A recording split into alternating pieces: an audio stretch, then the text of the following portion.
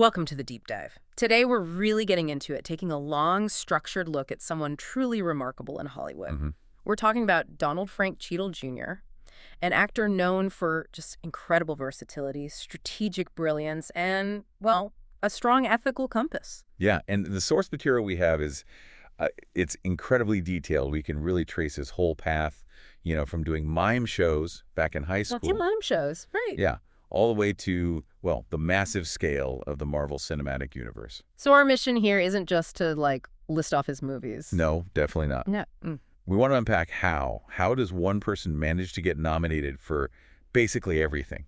Emmy, Grammy, Oscar, Tony, that EGOT contender status. Right. And co-produce an Oscar Best Picture winner like Crash, give that unbelievably powerful performance in Hotel Rwanda. Which earned him an Oscar nomination for Best Actor. Exactly. And still be the face of War Machine in one of the biggest franchises ever. It's kind of mind-blowing. It really is the ultimate balancing act, isn't it?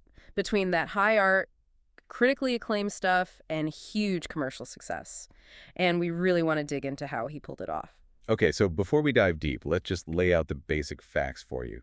Born November 29, 1964, Kansas City, Missouri. And he got serious training early on, a BFA in theater from CalArts California Institute of the Arts back in 1986. That's a top school. Absolutely. And beyond the acting and producing, which is, undeniable, his humanitarian work is a huge part of his story. We'll definitely be covering that. And personally, he married his longtime partner, Bridget Coulter, also an actress, in 2020. They'd been together for, almost 30 years? Yeah, over 28 years before making it official. They have 2 kids together. That kind of stability, nearly 3 decades before actually marrying, that seems like it reflects his whole approach, doesn't it? I think so. It suggests something really measured, long-term commitment, like a solid foundation. Right. A foundation's strong enough to maybe let him take those big professional risks later. Exactly. So, to understand that, we need to go back.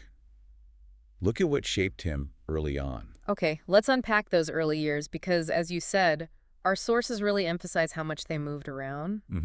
His dad was a clinical psychologist, his mom a teacher, professions that often mean relocating.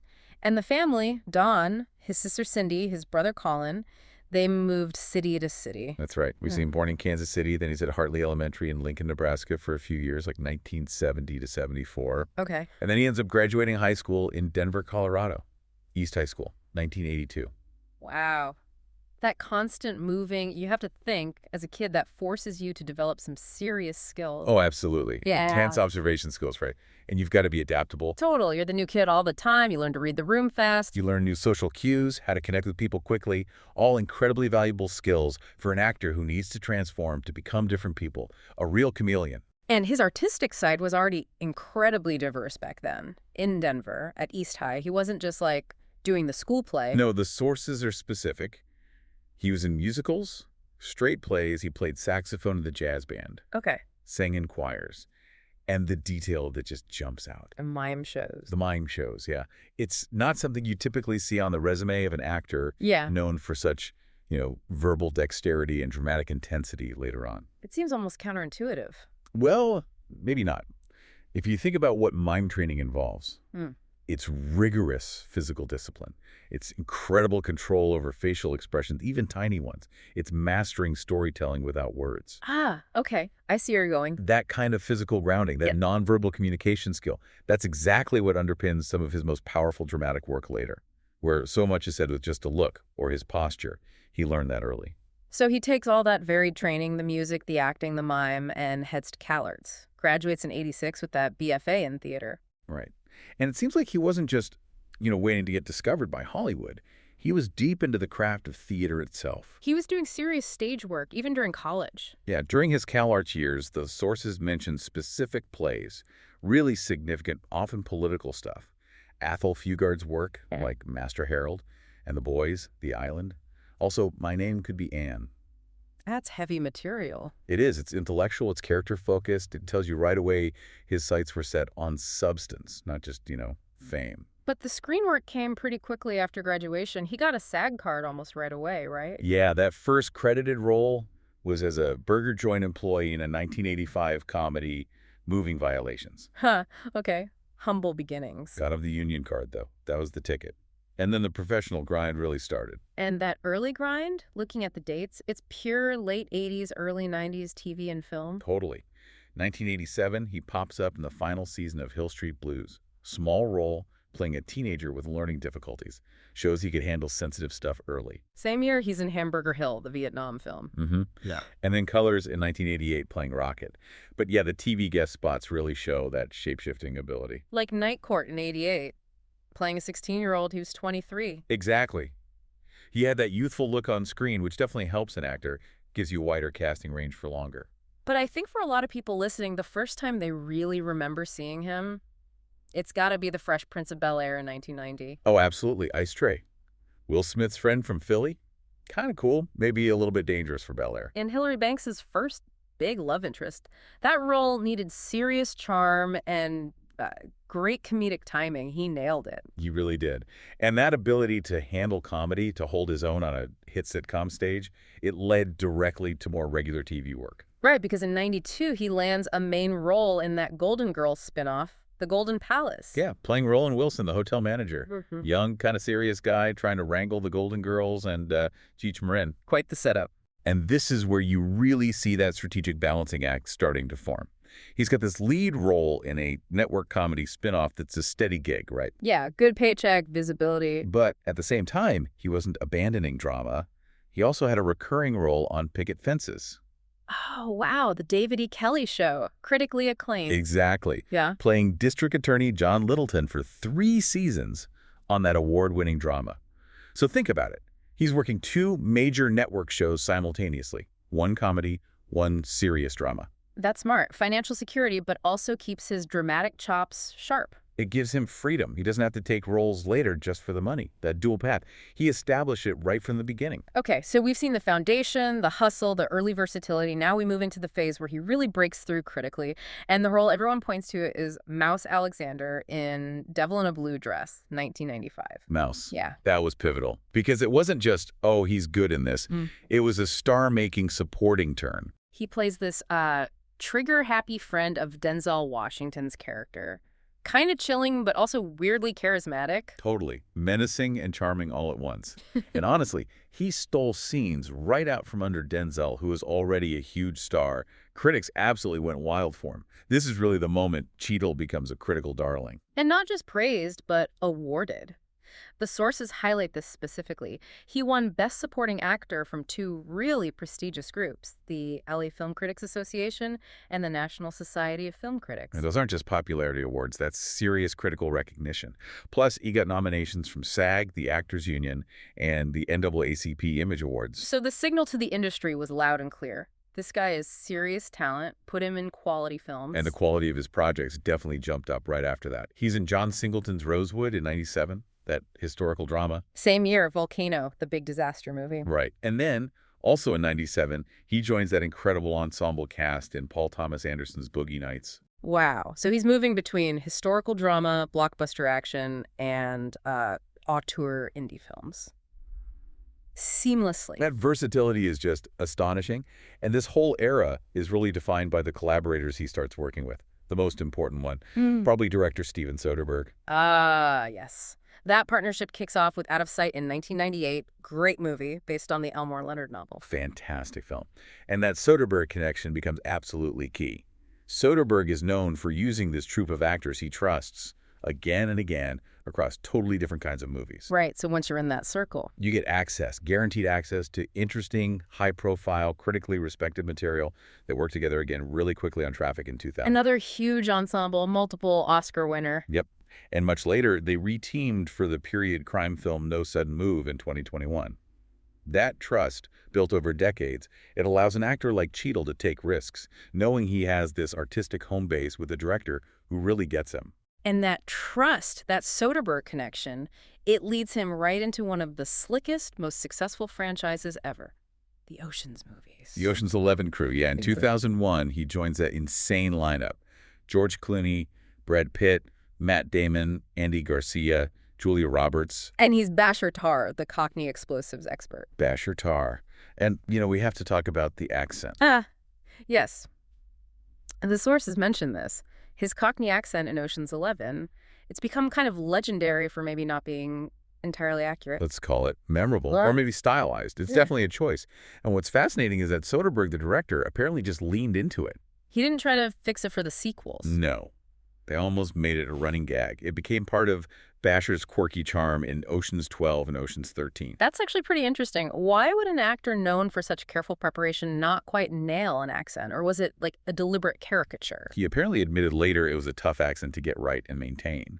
But the fact that it stayed in the film and then kind of became this meta joke. It says something about his status within that A-list group, right? Exactly. He had built up enough trust and goodwill that a potential technical flaw just becomes an endearing character quirk. Yeah. It wasn't something that got him replaced. It got embraced. While all this film success is happening, he's also just crushing it on television in really prestigious projects. Oh, yeah. In 1998, he completely transforms himself to play Sammy Davis Jr. in the HBO movie The Rat Pack. Huge undertaking, playing a legend like that. And he was incredible. It earned him a Golden Globe win for Best Actor in a TV movie, plus an Emmy nomination. Major validation. Winning a Globe for embodying Sammy Davis Jr., that's huge. And then just a year later, he follows it up with another really significant TV role. Right, starring in A Lesson Before Dying in 1999. Based on the Ernest J. Gaines novel, an Emmy-winning TV movie, he played the school teacher, Grant Wiggins. So he's showing he can carry these important literary adaptations, these heavy dramatic roles on TV, too. And even when he just did guest spots, they were high impact. Season 9 of ER, which was still a massive show. He guessed as Paul Nathan, a medical student dealing with Parkinson's disease. Really demanding role, emotionally complex. And that got him an Emmy nomination, too, right, for guest actor in a drama series in 2003. Yep. So you see this pattern solidifying, whether it's a lead role, a supporting part, a movie, a TV show, even a guest spot. The result is almost always critical acclaim, awards attention. He just maximized every single opportunity. Okay, so the career momentum keeps building, but the focus seems to shift here. We're moving from being part of great ensembles to delivering these singular, really defining dramatic performances. Performances with global resonance. Yeah, and we absolutely have to spend some time on Hotel Rwanda. 2004. Playing Paul Rusesabagina, the hotel manager who sheltered and saved over 1,200 refugees during the Rwandan genocide in 1994. Just unbelievable story. And the role itself is just a crucible, psychologically, emotionally. Cheadle had to convey not just men's bravery, but also the terror, the desperation, the sheer weight on this one man. The preparation must have been immense, carrying the weight of that history, that tragedy, through one individual's experience. And the world recognized it. The performance earned him that Academy Award nomination for Best Actor, his first Oscar nomination. That really cemented him as a major dramatic force on a global scale. Now, this is where his career strategy gets really fascinating, like you said earlier. The very next year, 2005, he doesn't just act in another important film, he produces one. Right. Crash. That ensemble drama exploring race and class tensions in Los Angeles. He was both a star in the film and a co-producer. Let's unpack that co-producer credit. That's not just a title they slap on for stars sometimes, right? This implies real involvement. It definitely implies more than just showing up to act. It suggests he was involved in the decision-making, creative decisions, maybe financial aspects. Taking on that producer role means you want more control. So what was the strategic intent there, do you think? Well, it signals ambition beyond just performing. It says, I want to shape the narrative. By producing a film like Crash, which was challenging, multi-layered, not an easy sell, he's showing he wants to champion certain kinds of stories. And taking a risk. A big risk, but it paid off massively. When Crash famously won the Academy Award for Best Picture in 2006. Upsetting Brokeback Mountain. That very controversial win, yes. Cheadle shared in that Best Picture Oscar as a producer. That's huge. An Oscar-winning producer on top of being a nominated actor. His acting in Crash wasn't overlooked either. He got Best Supporting Actor nominations from BAFTA and the Screen Actors Guild for that role. So he's firing on all cylinders. Yeah. Acting, producing, tackling really significant issue-driven films. After those two incredibly intense dramas, Hotel Rwanda and Crash, he mixes it up again. Strategically. Yeah, he pivots. Stars with Adam Sandler in Reign Over Me in 2007. It's a comedy drama directed by Mike Binder about a man dealing with loss after 9/11. Interesting pairing, Cheadle and Sandler. How did that film do? Critically, it got some decent notices for its sensitivity, but our sources point out it didn't really connect to the box office. Made about $22 million domestically. That's important context. It shows that even with big stars, difficult subject matter can be a tough sell commercially. True. But a box office stumble like that didn't seem to slow him down at all. He starred in The Thriller Trader the next year, 2008. And he even did a family film, Hotel for Dogs, in 2009. Right. The sheer variety is key. He just refuses to be put in a box. Prestige drama, check. Commercial thriller, check. Family movie, check. He was also trying to move into directing around this time, wasn't he? He was. Had plans to adapt another Elmore Leonard novel, Tishomingo Blues. But yeah, as you mentioned earlier, that project kind of fell apart, declared dead in 2007. A good reminder that even for someone with his talent and clout, getting projects made, especially directing, is always a battle in Hollywood. Definitely. Now, this seems like a good point to pull back and look at the bigger picture of his awards recognition, because it really highlights his strategy and his range. We mentioned EGOT earlier. Right. The quest for the Emmy, Grammy, Oscar, and Tony. Very few people even get nominated for all four. And Cheadle is remarkably close. He's actually won 3 out of the 4 categories. Let's just quickly break it down for you, because how he won them is really telling. Okay, first, the Oscar. That Best Actor nomination for Hotel Rwanda. The peak of his dramatic film work. Then, the Tony Award. He got that win in 2022. But crucially, not for acting on stage. He won as a producer for the musical A Strange Loop, which won Best Musical. So that producer credit strategy paid off on Broadway, too. Creative control again. Exactly. Now, the Grammys. He has 2 wins, and they are fascinatingly diverse.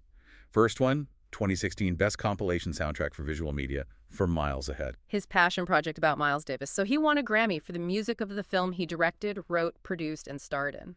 Incredible. The second Grammy came in 2022 for Best Spoken Word Album. He narrated the audiobook Carry On, Reflections for a New Generation from John Lewis. Wow.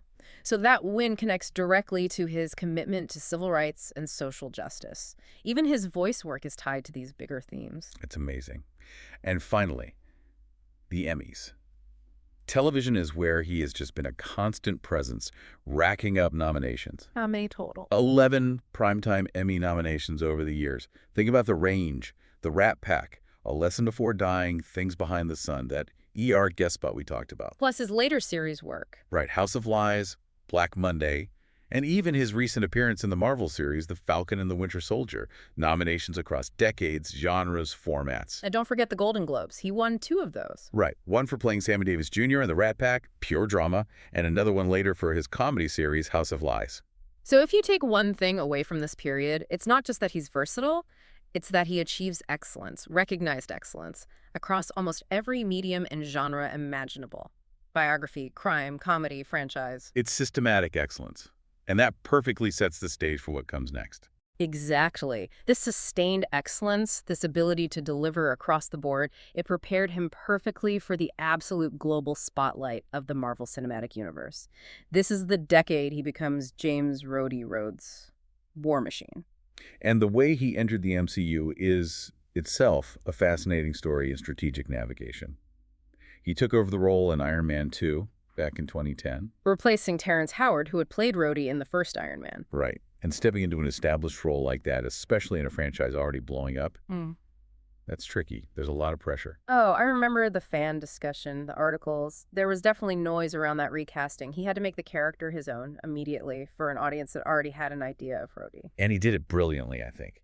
He brought this grounded, serious, almost weary professionalism to Rhodey that was the perfect counterpoint to Tony Stark's brilliant chaos. Yeah, a believable military man, a sense of duty and gravity amidst all the high-flying tech and aliens. Absolutely. Yeah. And just look at how central he became. The list of appearances is huge. Iron Man 2, Iron Man 3, where he gets the Iron Patriot suit for a bit. Right. Avengers, Age of Ultron, Captain America. Civil War, Avengers, Infinity War, that quick cameo in Captain Marvel, and then the massive finale, Avengers, Endgame. And he's still very much part of the MCU fabric. He got an Emmy nomination for just a brief appearance in the Falcon and the Winter Soldier series on Disney Plus. Yeah, which is kind of amazing. He also voiced Rhodey in the animated What If series and played a major role in the recent Secret Invasion series in 2023. And the commitment continues. He's set to lead his own Marvel project, the film Armor Wars. Which is significant because that was originally announced as a Disney Plus series, but they upgraded it to a theatrical movie. That suggests Marvel really believes in his ability to anchor a big screen feature. So the MCU gives him this incredible global platform, financial security. Which you have to assume allows him the freedom to pursue those other maybe less commercial passion projects. Yeah. It's that balance again. Totally.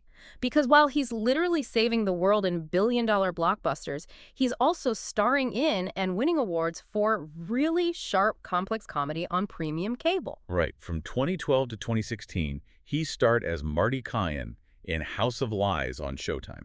Ruthless management consultant, super fast-talking, ethically dubious, incredibly charismatic. A completely different skill set from War Machine or, Paul Russo Vagina. High-speed satire, breaking the fourth wall, navigating moral gray areas with this relentless energy. And that pivot worked. He won the Golden Globe for Best Actor in a Comedy Series in 2013 for Marty Kyan, Solidifying his place in that prestige cable comedy world. And he followed it up later with Black Monday, another cable comedy, from 2019 to 2021. playing Maurice Monroe, that outlandish 80s financial guru. Got more Emmy nominations for that one, too. Yeah.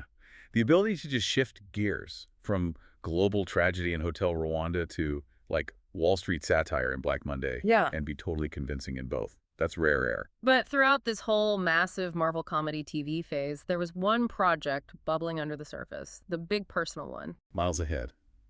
The Miles Davis film. Released in 2016.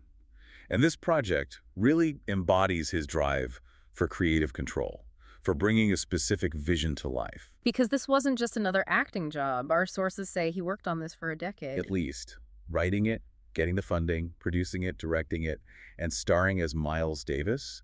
He wore all the hats. Why did it take so long? What were the big hurdles? Well, creative vision was a big one. Apparently, Miles Davis's estate initially wanted a more traditional, cradle-to-grave biopic. But Cheadle had a different idea. Yeah, he wanted something much more unconventional. Non-linear, impressionistic, focusing on a specific period, capturing the feel of Miles's music and personality, that restless energy, not just hitting the biographical bullet points. So he had to fight for that vision. And fight for the money. Independent film funding is always tough, especially for something that isn't a straightforward genre piece. He really had to use the clout he'd built up from Marvel, from House of Lies, to finally get Miles Ahead made the way he wanted. And as we mentioned, the soundtrack for that film earned him one of his Grammys. So the dedication paid off in multiple ways. Absolutely. Looking at his work just in the last few years, that strategic diversity just keeps going. 2021, he reunites with Soderbergh for No Sudden Move. Right, that period crime thriller, playing a gangster in 1950s Detroit. Yeah. Kind of echoes back to Mouse Alexander in a way. Yeah, a return to those cool, dangerous characters. But then, same year, completely different direction. He plays the main villain in Space Jam. A new legacy. Algorithm, the evil computer algorithm. I mean, talk about range. From 1950s gangster to a digital bad guy opposite LeBron James and Bugs Bunny. And he even did voice work for the DuckTales reboot. Providing Donald Duck's temporary electronic voice box. It's just fun, shows his willingness to play. And the future looks just as busy and varied. We've got Armor Wars coming in the MCU. But outside of Marvel, he's in a new Peacock crime drama miniseries called Fight Night, the $1 Million Heist, set around Muhammad Ali's comeback fight in 1970. That's coming to 2024. He also co-starred in a film called Unstoppable this year, a biographical drama about a wrestler. Playing the coach, Sean Charles. And maybe the most interesting upcoming project, bringing his career full circle. His Broadway debut. Planned for 2026. He's set to star in a revival of Proof, the Pulitzer Prize-winning play by David Auburn. Wow. After all the success in film and TV, he's still pushing himself, going back to the stage for a major challenging role. It's incredible. We've spent a lot of time on his incredible career path, the acting, the producing, the versatility. But you really can't talk about Don Cheadle without diving into his activism. It's arguably just as defining as his work on screen. I completely agree. It's not just, occasional charity appearances. It's deep, sustained strategic engagement on major global issues. Especially his work around the genocide in Darfur and the aftermath in Rwanda, which was clearly spurred by his experience making Hotel Rwanda. It seems like that film was a catalyst. He realized the platform he had and felt a moral obligation to use it. Exactly. He didn't just lend his name. He got involved in policy. He spearheaded campaigns aimed at ending the genocide in Darfur, Sudan, really trying to mobilize international action. And this led him to actually co-author a book on the subject, right? Yeah, not on our watch. The Mission to End Genocide in Darfur and Beyond. He wrote that with activist John Prendergast. But maybe even more significantly, he co-founded an organization. A Not on Our Watch project. Right. The whole idea was to use high-profile visibility to focus global attention and, critically, resources on preventing mass atrocities. Not just reacting, but trying to prevent them. And the co-founders list is basically a who's who of Hollywood power players who also cared about this. Seriously. George Clooney, Brad Pitt, Matt Damon, producer Jerry Weintraub, human rights lawyer David Pressman. That's immense collective star power. And the goal wasn't just fundraising, was it? It was about leverage. It was strategic leverage, using their fame to force media coverage, to get politicians to pay attention to crises that might otherwise fly under the radar. And this work got recognized pretty quickly on a global stage. Oh, yeah. 2007 was a big year. He got the BE Humanitarian Award. And then, alongside George Clooney, he received the Summit Peace Award, presented by Nobel Peace Prize laureates themselves in Rome, specifically acknowledging their work on Darfur. He even found ways to combine his activism with other interests, like poker. Yeah. He co-organized that charity poker tournament, Ante Up for Africa, with the poker pro Annie Duke, raising money for Darfur relief efforts. And he kept the policy focus going, too, writing a second book with Prendergast in 2010. The Enough Moment. Fighting to end Africa's worst human rights crimes. He stayed committed. Deeply. And his activism wasn't limited to just humanitarian crises. He also took on environmental issues in a big way. Right. In 2010, he became a UN Environment Program Goodwill Ambassador, focusing on climate change. And that led to him co-creating that documentary series, Years of Living Dangerously, with Harrison Ford. That was a really effective series, wasn't it? Because it wasn't just statistics. No, it focused on the human impact. They had correspondents, including Cheadle himself, reporting from the front lines of climate change, showing how it affects real people's lives.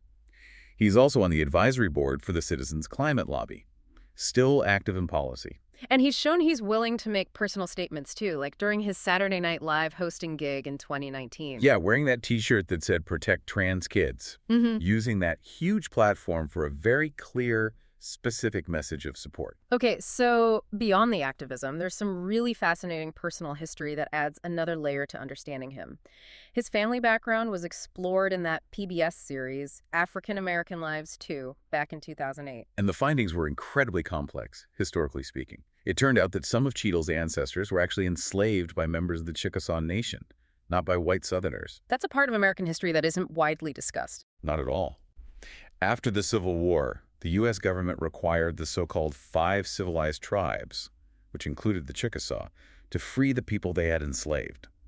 These individuals became known as the freedmen, like the Chickasaw freedmen. But it wasn't straightforward emancipation, was it? No. The Chickasaw Nation resisted granting full citizenship rights to the freedmen for a long time. So Cheadle's ancestors, even after being freed around 1866, they didn't actually gain U.S. or Chickasaw citizenship until the 1890s. Because of the Dawes Commission and all that complex federal negotiation with the tribes. Exactly. So think about that. For decades after the Civil War ended, his ancestors were essentially stateless, caught in this incredibly complicated intersection of tribal sovereignty, federal policy, and the legacy of slavery within indigenous nations. Knowing that history, that family struggle for basic rights and recognition, it definitely adds depth to understanding his passion for human rights advocacy today. It's personal. It has to be. The DNA tests from that show were also interesting. They showed Cameroonian ancestry. But more broadly, his African heritage traced back to regions from Senegal down to Liberia, the Congo-Angola area, and also Western Nigeria and Benin. A real tapestry. And just to wrap up the personal side, that relationship with Bridget Coulter, being together for 28 years, raising 2 children, and then getting married in 2020. It speaks volumes about stability, right? Having that solid personal foundation through all the chaos and demands of a Hollywood career, that kind of bedrock probably gave him the security and freedom to take the creative and political risks he's taken. It seems like a really crucial piece of the puzzle. #TagOutUTRO. So let's try and bring this all together for you. We've traced Don Cheadle's journey, really a masterclass in strategic career building, starting with that diverse foundation mime, jazz, serious theater. Yeah, then breaking through critically with that unforgettable intensity, A Devil in a Blue Dress, reaching that dramatic summit with Hotel Rwanda and the Oscar nomination. And then strategically leveraging that acclaim to gain power behind the camera, becoming an Oscar-winning producer for Crash. And he used that hard-won authority brilliantly. Yeah. Balancing the massive financial stability and global reach of being War Machine in the MCU. Right. With the creative control needed to pour his heart into a decade-long passion project like Miles Ahead. His whole career is just this stunning refusal to pick a lane. Excellence in comedy, drama, crime, blockbusters. And crucially, as we saw, he never walled off his art from his purpose. He consistently channels the fame, the platform, the capital from his acting career directly into serious, systematic activism. Through Not on Our Watch, through his books, his UN work. It's clear he sees his career not just as a job, but as a tool for advocacy, for trying to make a tangible difference on issues he cares deeply about. Which brings us to our final provocative thought for you to mull over. We've established just how deeply Cheadle integrates his ethical perspective, his history of activism on things like genocide and climate change, into his life and work. So, think about this. He's now preparing to lead a Marvel movie, Armor Wars. The core idea of that story is about advanced weapons technology specifically. Tony Stark's Iron Man tech falling into the wrong hands. Potential for mass destruction, misuse of power. Right, classic superhero stakes. But given who Don Cheadle is, the actor, the producer, the co-founder of Not on Our Watch, how might he approach that? How will his perspective influence that narrative? Could he bring a sharper, maybe more cautionary ethical or even political layer to this story about dangerous tech proliferation than your typical blockbuster might explore? Will War Machine's next mission be as much about global ethics as it is about stopping bad guys? It's definitely something to think about. Something to consider until our next deep dive.